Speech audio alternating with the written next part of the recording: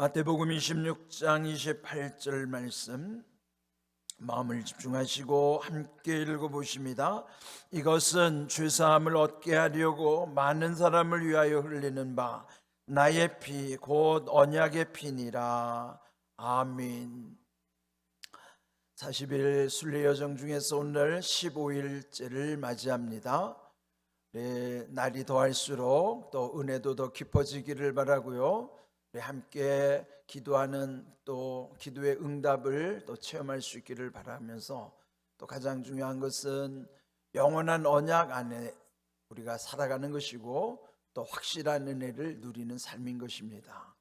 우리의 기도와 또 우리의 모든 간구대로 하나님께서 응답 주시고 말씀대로 이루어지는 은혜와 복을 체험하는 복된 삶이 되기를 주님의 이름으로 축복합니다. 아멘.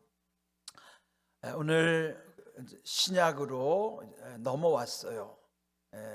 지난 시간까지는 구약에서 주시는 언약의 말씀들, 그 언약의 말씀 속에 영원한 언약이 또 우리에게 베풀어 주신 하나님의 은혜임을 또 기억하는 그런 시간이었죠. 오늘 이 말씀을 보시면은 언약의 피, 이건 예수님이 직접 말씀하신 내용입니다. 이 본문에는 예수님이 십자가에서 죽으시기 전날 밤이죠. 제자들과 만찬, 우리가 흔히 일컫는 최후의 만찬에 그 밤에 제자들의 발을 씻기신 다음에 그리고 떡을 떼게 하시고 또 잔을 돌리시면서 하시는 그 말씀의 내용인 것입니다. 그러면서 이 내용에서 중요한 것은 예수님은 유월절 어린 양으로서의 이미 구약에서부터 예언이 되었고요, 또 그 영원한 언약 속에 담겨지신 것을 예수님의 십자가 사건을 통해서 성취하게 하시는 것입니다. 이미 구약의 제사에서 보면은 짐승을 잡는, 그래서 그 피 흘림 가운데에서 또 그 당시로 보면 하나님께서 죄를 사해 주시는 그 하나의 그 하나의 예식이기도 하지만, 또 그 당시로서는 그 죄사함을 그들에게 나타내 주시는 약속이기도 한 것입니다. 그렇지만은 그것은 불완전한 것이기 때문에 매년마다 해야 했죠. 그렇지만은 예수님은 십자가에서 단 한 번 피 흘려 죽으심으로 그 이후에는 피의 제사를 드리지 않아요.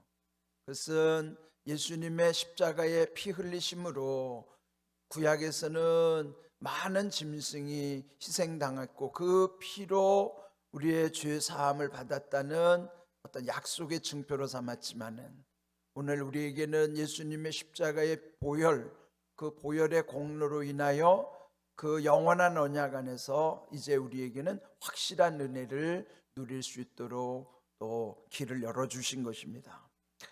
근데 왜 예수님이 십자가에서 피 흘리셨는가? 그 피 흘림의 사건에 대해서 히브리서 9장 22절에서 그 구약에 있었던 율법의 요구를 이 예수님께서 십자가에서 이루셨음을 말씀하고 있는 거예요. 우리 히브리서 9장 22절 자막에 있는 말씀을 함께 읽어봅니다. 율법을 따라 거의 모든 물건이 피로써 정결하게 되나니 피 흘림이 없은즉 사함이 없느니라. 아멘. 여기서 보시면 율법의 요구대로 또 율법을 따라서 모든 물건은 피를 발라야만 정결하게 되는 것입니다. 모든 부정한 것을 정결하게 하려면 율법의 요구를 따라서 그 피를 발라야만, 그래서 그 피 흘림이 있을 때만이 사하심이 있다. 여기 이제 피 흘림이 없으면 사함이 없다라고 하는 부정의 부정은 강한 긍정의 표시로 반드시 피 흘림을 통해서만이 반드시 용서를 받을 수 있다 하는 것이에요.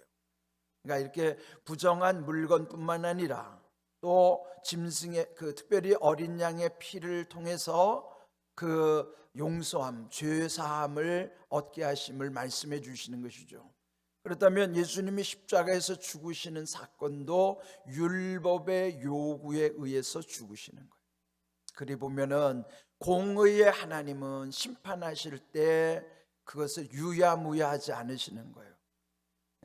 그러니까 대충 하지 않는 것이고요, 법대로 하시는 것입니다. 그게 하나님의 공의의 법인 거예요. 율법이라고 하는 것이 이제 우리는 신약의 시대에서 복음 가운데 은혜를 통해서 우리를 자유케 하셨잖아요. 그렇다면은 율법을 그게 나쁜 것인가? 그렇지 않아요. 하나님이 우리에게 율법을 주신 것은 율법 속에서 우리의 죄를 보게 하시는 거예요. 율법에는 하라 하지 말라라고 하는 거기에 보면 명령이 있어요. 그러면 하라는 것은 해야 되는 것이고 하지 말라는 하지 말아야 되는데, 이것을 엇갈릴 때 하지 말라는 것을 하거나 하라는 것을 하지 않을 때 이것 죄가 되는 것이죠. 그러므로 그 율법의 하라와 하지 말라를 통해서 우리의 삶 속에서 이것이 죄이구나를 깨우닫게 해주시는 거예요. 그렇다면은 우리의 건강에도 보면 뭔가 건강에 이상이 있을 때는 뭔가 여기 진단을 하게 되잖아요. 그것처럼 영적으로 진단하는데 율법은 탁월하는 거예요. 그래서 죄를 깨우쳐 주시는 것에서는 율법은 탁월한데, 문제는 죄를 해결할 수가 없는 거예요. 그 죄의 해결은 율법의 요구대로 피 흘림이 없으면 사함도 없다고 했으니까, 예수님이 십자가에서 피 흘려 주심으로써 우리의 모든 죄도 다 씻어 주시고 죄 사함을 얻게 하시는 거예요. 그렇게 보시면 세상에 공짜가 없는 거예요. 하나님의 은혜도 공짜로 이루어진 게 아니죠. 하나님의 아들이신 예수님이 십자가에서 우리의 죄를 대속하셨기 때문에, 그를 감당해 주셨기 때문에, 우리의 죄는 공짜로 사함받은 게 아니에요. 우리로서는 아무것도 하지 않았지만 공짜인 것 같지만은, 그는 예수님이 희생을 대신 치르셨기 때문에 그 값을 지불하셨으므로 공짜가 아닌 거예요.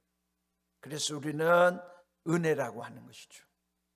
우리는 아무 공로가 없지만은 예수님이 다 해주셨기 때문에 그 주님의 은혜로 인하여 죄 용서함을 받았다 하는 것이에요. 그러므로 오늘 이 주신 말씀 속에서도 주님의 우리를 죄 사함을 얻게 하시기 위해서 많은 사람, 이것은 모든 사람이라는 의미예요. 모든 사람을 위하여 피 흘린 바, 예수님 말씀한 대로 나의 피가 곧 언약의 피니라. 언약의 피라는 것은 이미 옛적부터 그 약속된 영원한 언약을 이루시기 위한 피라고 하는 거예요. 그 보혈의 능력으로 인하여 우리를 자유하게 해주셨다 하는 것이죠. 여러분이 율법의 요구 안에서 우리의 죄를 깨우쳐 주시는 것도 은혜예요. 그런데 대개 우리는 자기 죄를 깨닫지 못해서 회개를 하지 못하는 경우도 많습니다. 마태복음 5장 17절에 예수님이 율법에 대해서 말씀하시죠. 내가 율법이나 선지자를 폐하러 온 것이 아니요 완전하게 하시기 위함이라는 거예요. 예수님이 오신 까닭은 옛적의 율법을 없애려고 한 것이 아니라 완전하게 하신다는 것은, 율법은 불완전하기 때문에, 불완전하다는 것은 죄를 지적하고 죄를 발견하는 데는 탁월하지만 죄의 문제를 해결할 수 없기 때문에 불완전한 거예요. 그러나 예수님은 그 죄를 해결해 주실 수 있기 때문에 주님의 보혈로 인하여, 그래서 주님이 오신 까닭은 율법을 폐하려는 것이 아니라 그 율법의 요구를 충족시키심으로 완전하게 하신 것이, 그 완전히 구원을 이루시게 하는 거예요. 그래서 여러분, 우리의 율법이 무조건 나쁜 게 아닙니다. 그 율법 속에서 내 죄를 깨닫는 것이 중요하지만 거기에 머물러서는 안 되는 것이라죠. 예수님의 보혈의 능력 가운데서 우리의 죄가 다 씻어져야만, 그래야 과거가 다 해결되는 거예요. 여러분 마음에 아직 거리끼는 것이 있죠. 우리가 예수님을 믿었어요. 그래서 구원받았음에도 불구하고 내 마음에 여전히 묶인 것이 있으면 평안이 없는 것이에요. 그래서 우리의 과거에 나도 기억할 수 없는 것 때문에 마음이 불안할 수도 있고 두려움을 가질 수도 있어요. 그는 여전히 내 안에 나도 모르는 죄가 내 속에 있는 것이죠. 그렇지만은 예수님은 우리의 과거에 나도 알지 못하는 죄, 그 속에는 조상으로부터 물려받은 유전적 죄도 포함되는 것입니다. 나라는 존재는 기억할 수 있는 건 아버지와 할아버지 세대밖에 모르죠. 그 위로 올라가면은 조상에 대해서 우리는 알 수가 없어요. 그러나 여전히 우리의 조상들도 다 죄인들이죠. 그런 흘러오는 죄들이 과거에 우리 속에도 내 몸 안에도 다 들어있단 말이에요. 여러분, 우리의 기질과 성품이 그냥 만들어지지 않잖아요. 다 조상으로부터 물려받은 것으로 인해서 내 기질과 성품도 다 만들어진 건데, 그래서 내 안에도 이런 죄의 흔적들이 다 있는데 나도 몰라요, 그것을. 그런데 이따금 보면 내 안에서 이런 부정적인 것들이 드러나잖아요. 그럼 보면은 화가 많거나 또는 불평, 불만, 짜증 이런 모든 것이 내 안에 있을 때는요, 그것이 내 안에 묶여 있다는 증거예요. 옛적에 이스라엘 백성들이 노예로 살았을 때 그 400년 동안에 찌들었던 그 몸에 쌓였던 그 과거의 모든 것이 광야 40년을 지나면서 다 드러나기 시작하는 거예요. 무슨 조그만 일만 생기면 원망하고 불평하고 하나님을 대적하는 거예요.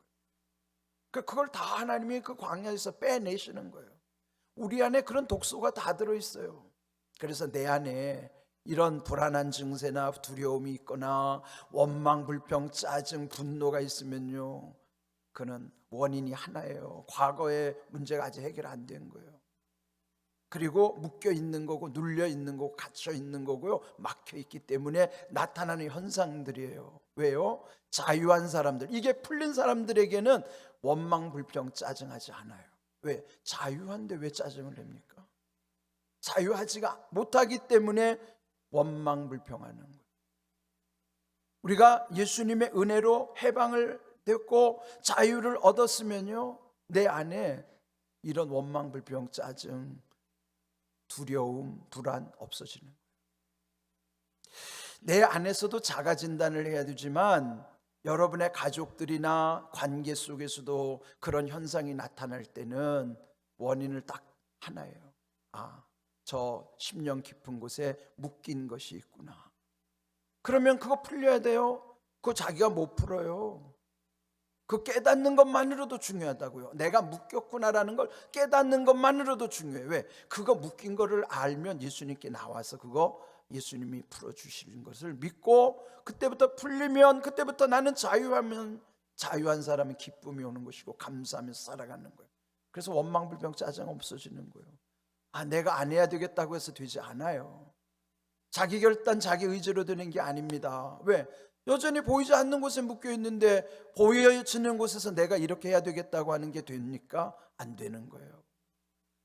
그러니까 모든 우리 몸에 나타나는 병의 원인도 다 원인이 있는 거예요.